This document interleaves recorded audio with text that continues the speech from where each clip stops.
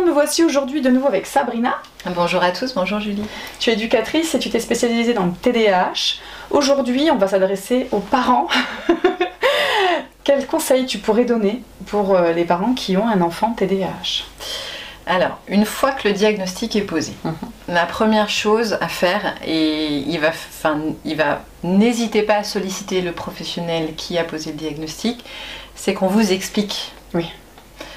Il faut de l'info. De quoi s'agit-il, et surtout qu'on vous explique, au travers des bilans qui auront pu être faits, le fonctionnement de votre propre enfant.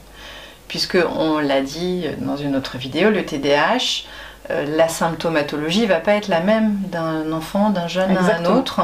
Et les symptômes ne vont pas s'exprimer de la même façon. Donc c'est votre enfant-là, lui, qu'on vous explique pourquoi il fait des crises de colère monumentales, pourquoi il a du mal à attendre son tour quand vous lui demandez de patienter. Enfin voilà, des exemples comme ça. Il va vraiment falloir prendre ce temps-là. C'est la première chose à faire. Et ensuite, prendre ce temps-là pour expliquer à votre enfant, à votre jeune, il a ce trouble. Bon, bah voilà, c'est pas une maladie, c'est un mode de fonctionnement et ça va lui permettre aussi d'éclairer, non, ce n'est pas de sa faute. Non, il ne le fait pas exprès. Exactement. Oui, il fait des efforts. C'est important de le dire parce que nous on l'entend et on se dit oui, il le fait pas exprès parce qu'à chaque fois on se dit c'est pas possible, il fait exprès. Oui. Puis 15 fois je lui demande de ranger ça, machin, c'est pas fait. Et c'est vrai que le diagnostic vient aussi remettre plein de lumière, plein de cohérence. Et donc après l'explication à l'enfant, j'imagine qu'il faut aussi en parler à la fratrie, à la sororité. Tout à fait. Voilà. Et toute la famille, j'ai envie de dire. Et à la famille, voilà, prendre ce temps-là à l'aide de livres, si besoin. Pour les enfants, c'est quand même assez parlant. Ouais. Il y a plein de livres assez bien faits. Et à la famille, et ensuite à l'école. Oui, en général, ils font partie prenante un peu de tout du diagnostic, mais c'est quand même bien de une fois que le diagnostic les choses est posé, et voilà, de ne pas hésiter chaque année, quand l'enfant va changer de classe ou changer d'école ou changer de professeur, de prendre un temps en réunion pour expliquer la manifestation du trouble. C'est important. Voilà. Les spécificités pour notre enfant. Ses besoins, voilà, parce qu'ils sont tous très différents, tu l'as très bien dit, j'insiste là-dessus aussi. Et une fois qu'on a pris ce temps-là, moi je dirais voilà, qu'il y a 3 clés, on va dire, pour naviguer ensuite avec le TDAH de son enfant. Ouais. La première clé, ça va être de mieux comprendre son propre fonctionnement à soi. D'accord. Pourquoi? Parce que avant d'avoir ce diagnostic, on le sait, et tous les parents sont passés par là, on culpabilise. Je suis passée par là, on culpabilise énormément. Ouais. Donc ce diagnostic, il vient quand même nous aider un peu à... Bon, c'est pas de ma faute, je suis pas complètement mauvais parent. Bon, j'ai déconné à certains moments parce que il m'a fait sortir de mes gonds, oui. Oui, ça peut... Mais voilà, on est des êtres humains, et puis... mieux se comprendre, parce qu'on sait aussi que beaucoup de parents d'enfants avec TDAH, certains, pas forcément les 2 parents, mais un des 2 parents a lui-même un TDAH. Non diagnostiqué, voilà. Pour la plupart. Donc c'est un peu la métaphore du masque à oxygène dans les avions. Voilà. C'est ça. Avant de pouvoir, on nous dit toujours, il faut d'abord se mettre le masque à oxygène à soi avant de pouvoir s'occuper des autres. Donc là, ça va être mieux se comprendre, prendre du temps aussi pour soi, pour pouvoir mieux s'occuper de l'autre. Et s'autoriser à lâcher, parce qu'il y a quand même une étape difficile dans le diagnostic, c'est l'acceptation. Oui. Parce que voilà, ce trouble, il sera là, et il sera là toute sa vie. Mais voilà, cette étape, elle est importante, elle prend plus ou moins de temps chez chaque personne, mais elle est vraiment importante pour la suite. Oui, oui, exactement. Donc, ensuite, une deuxième clé, ça va être de mettre en place des outils avec son enfant. Et le premier outil, ça va être de mettre en place, alors dans la guidance parentale Barclay, on appelle ça le moment spécial, de se garder du temps positif avec son enfant. Le professeur Barclay, dans son programme, parlait de 20 minutes. Ça peut être 20 minutes, 10 minutes, mais chaque jour, de s'accorder du temps positif avec son enfant, sans contrainte, pour créer et recréer une relation positive qui est bien souvent abîmée par le trouble. Oui. Maintenir le lien. Voilà. Parent-enfant, c'est primordial. Exactement. C'est comme ça qu'on peut aussi avancer avec le trouble, faire les rééducations. Parce qu'il y a des choses un peu pénibles quand même. Mais c'est vrai que quand le lien est bon, en fait, l'enfant, il sait qu'on fait ça pour lui, pour son bien, quoi. Et c'est plus facile. Oui, tout à fait. Et ensuite, on va faire soigner, ce que j'appelle soigner sa communication. C'est-à-dire qu'on ne peut pas faire des demandes à un enfant TDAH comme on va le faire à un enfant qui n'en a pas. On est bien d'accord. Et ça, c'est vraiment une des étapes aussi les plus importantes. Ça s'apprend. Ça demande de mettre en place des mécanismes. On ne peut pas dire à son enfant TDAH de la cuisine alors qu'il est dans sa chambre « Tu viens mettre la table ?» Non, ça ne fonctionne pas en fait. Faut être sûr que vous allez au casse-pipe, donc ça va vous énerver parce que vous allez hurler 2 fois, 3 fois, et puis ça fonctionnera pas, donc agacé, vous allez monter, et voilà, il y a tout un cycle comme ça. Une communication directe déjà. Exactement. Il faut se mettre à la portée de l'enfant, être sûr qu'il entend ce qu'on est en train de lui dire et qu'il va se focus sur ce que vous lui demandez. Enfin voilà, ça s'apprend tout ça.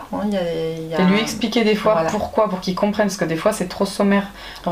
J'arrange ça parce que ça traîne depuis 2 jours. Et moi j'ai besoin que ça se soit libéré, parce que quand je passe là, ça me... Voilà. Préciser les attentes. De l'énergie. Mais... Bon, on pourrait faire ça avec tous les enfants. Là c'est vrai qu'on fait un focus sur le TDAH, parce qu'il y a un peu plus de résistance et de complications, mais c'est vrai que ça marche avec tous les enfants. Oui, ça marche, mais... Disons qu'avec les enfants avec TDAH, c'est certain qu'une autre façon de fonctionner, une demande classique ne fonctionnera pas en fait. Et de entraîner un cercle. Moi, je vois que quand je fais le chronomètre, alors c'est pas pour le stresser, mais c'est pour le motiver. Si ça le stressait, je n'utiliserai pas cette technique. Mais ça le challenge. Et là, j'y vais. Et alors des fois, je le fais en me disant que ça marchera pas. Ça fait 20 fois que je lui demande quelque chose. Et là, je mets le chronomètre. T'as 30 secondes pour monter et commencer la douche. J'ai même pas mis le chronomètre, il est déjà monté. J'ai pas été trop rapide, et donc du coup je le félicite d'avoir été si rapide parce que j'ai même pas le temps de mettre le chronomètre. Et il est hyper content. Et après la douche continue et là j'ai pas besoin de mettre mon écran.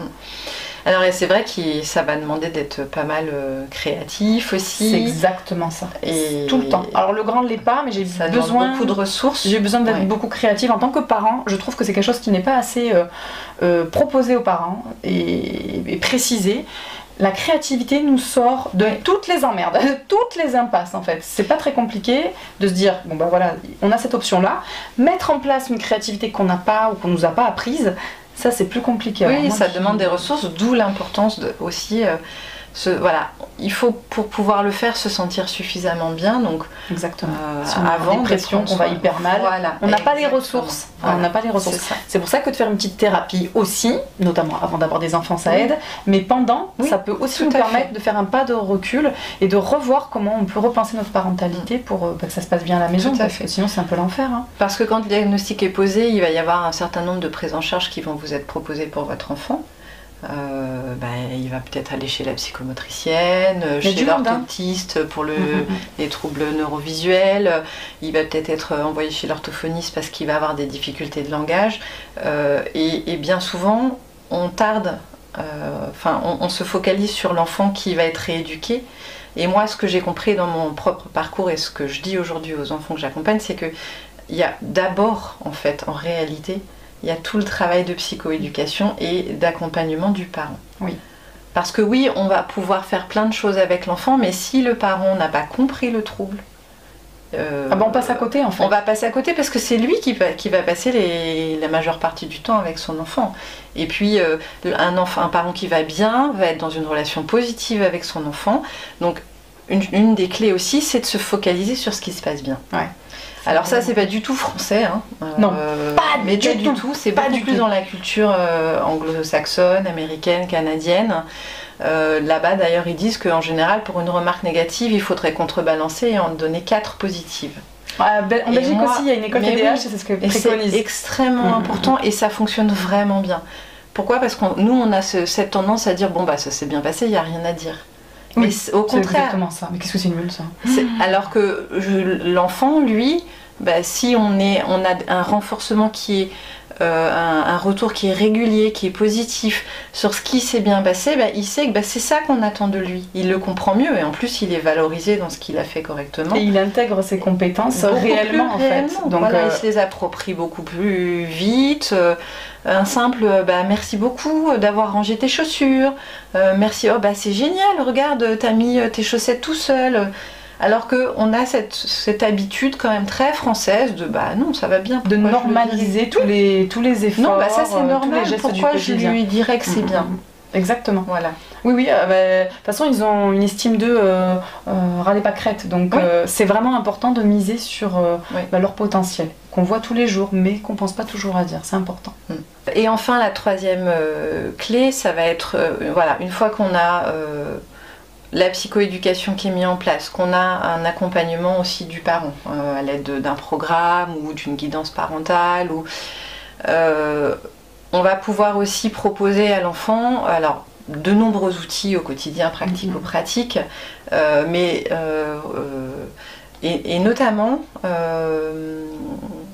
ceux qui tournent autour de la gestion des émotions et des stratégies en fait pour mieux se connaître lui et savoir ce qu'il peut mettre en place pour compenser toutes ces difficultés.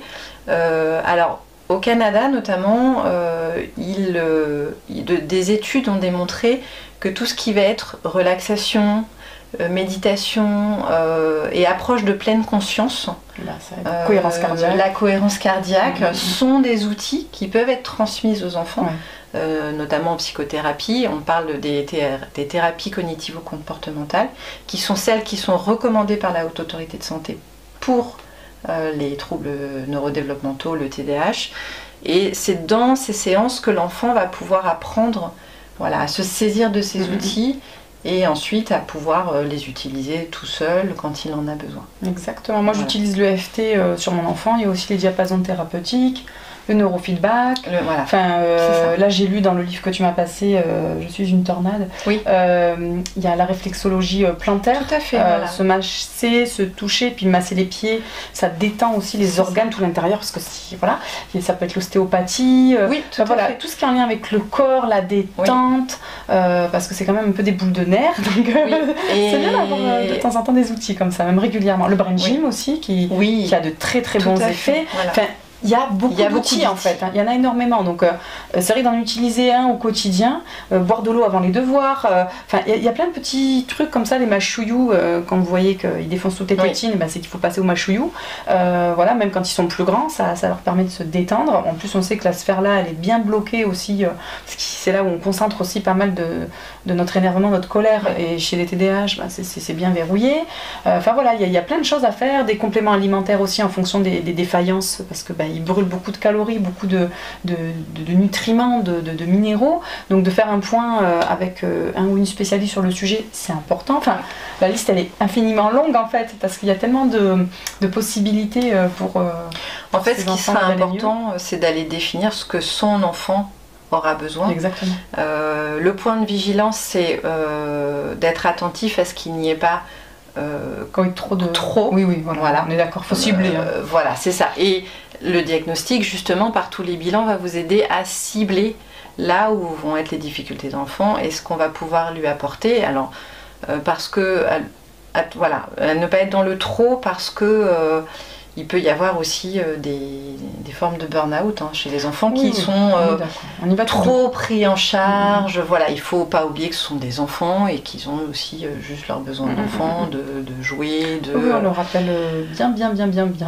Et surtout quand ils ont fini la partie rééducation, parce qu'on ne fait pas de l'orthophonie, de l'ergothérapie toute sa vie, en général, on peut passer sur le volet psy. On peut prendre soin de l'enfant différemment. C'est important de penser à ça parce qu'ils ont cumulé aussi des frustrations, de ne pas être dans la norme, d'être jugé, de se sentir rejeté, abandonné. À l'adolescence, en plus, ça se réveille énormément. L'appartenance au groupe étant très importante à ce moment-là. Le fait de se sentir en décalage ou différent peut être mal vécu. Donc souvent, à l'adolescence, entamer une thérapie peut être quand même vraiment important. Merci beaucoup Sabrina pour toutes ces informations. Merci Julie. Merci à toi. Merci à vous de nous avoir écoutés. On vous dit à bientôt. Au revoir.